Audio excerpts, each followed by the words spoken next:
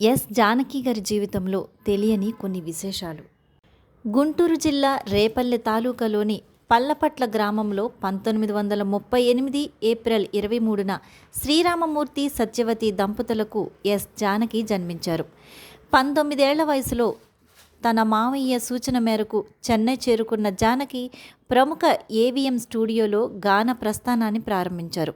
అనంతరం ఆమె వి రాంప్రసాద్ను వివాహం చేసుకుని చెన్నైలో స్థిరపడ్డారు. ఈ దంపతులకు మురళీకృష్ణ అనే కుమారుడు ఉన్నారు.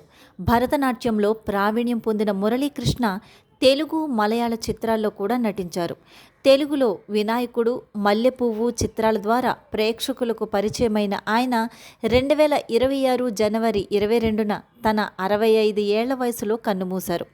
అంతకుముందే తన తండ్రి రాంప్రసాద్ కూడా 1990లో మరణించారు. జానకి గారి సినీ ప్రస్థానం ఏవిఎం స్టూడియోలో గాయనిగా ప్రారంభమైంది.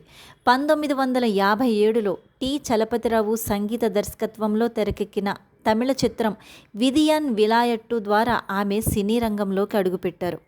అనంతరం ఎమ్మెల్యే చిత్రంలోని పాటలతో తెలుగు ప్రేక్షకులకు చేరువై తన ప్రత్యేక గాత్రంతో గుర్తింపు పొందారు.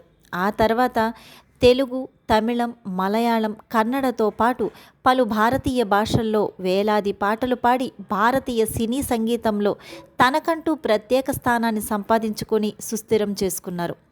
నేపథ్య గాయనిగానే కాకుండా పాటల రచయిత్రి, కర్ణాటక సంగీత విద్వాంసురాలు, సంగీత దర్శకురాలుగాను జానకి తన ప్రతిభను చాటుకున్నారు.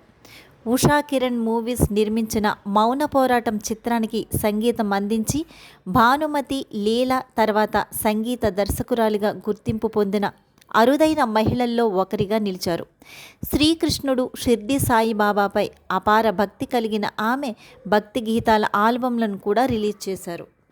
తన గాత్ర వైవిధ్యం జానకిని ఇతర గాయనుల నుంచి ప్రత్యేకంగా నిలబెట్టింది.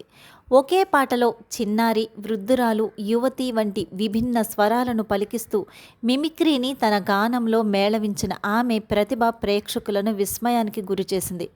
భావోద్వేగం, ప్రేమ, ఆవేదన, అల్లరి, భక్తి ఏ భావాన్నైనా తన స్వరంతో అద్భుతంగా ఆవిష్కరించగల అరుదైన గాయని ఆమె.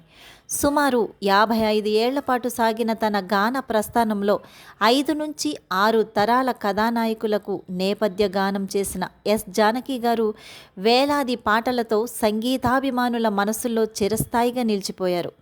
తెలుగు, తమిళం, మలయాళం, కన్నడతో పాటు హిందీ, బెంగాలీ, ఒడియా, సంస్కృతం, తుళు, సింహళం, జపనీస్, జర్మన్ తదితర భాషలపై పట్టు సాధించి ఆయా భాషల్లో పాటలు పాడారు ఆమె Ghantasala, SP Balasubrahmanyam, KJ Yesudas, P Susheela, వాణి జయరాం, కెఎస్ చిత్ర, ఇళయరాజా వంటి సంగీత దిగ్గజాలతో కలిసి ఎన్నో చిరస్మరణీయ గీతాలను ఆలపించారు.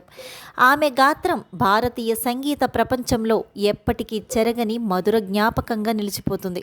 వయోభారంతో ఇబ్బంది పడుతున్న ఎస్ జానకి గారు 2026 జూలై 11న మైసూర్లో గుండెపోటుతో తుదిశ్వాస విడిచారు. ఈరోజు ఆమె మన మధ్య లేకపోయినా తన గాత్రంతో జనాల హృదయాలలో చిరస్థాయిగా నిలిచిపోతారు. మరిన్ని ఇంట్రెస్టింగ్ అప్డేట్స్ కోసం మా ఛానల్ని సబ్స్క్రైబ్ చేయండి.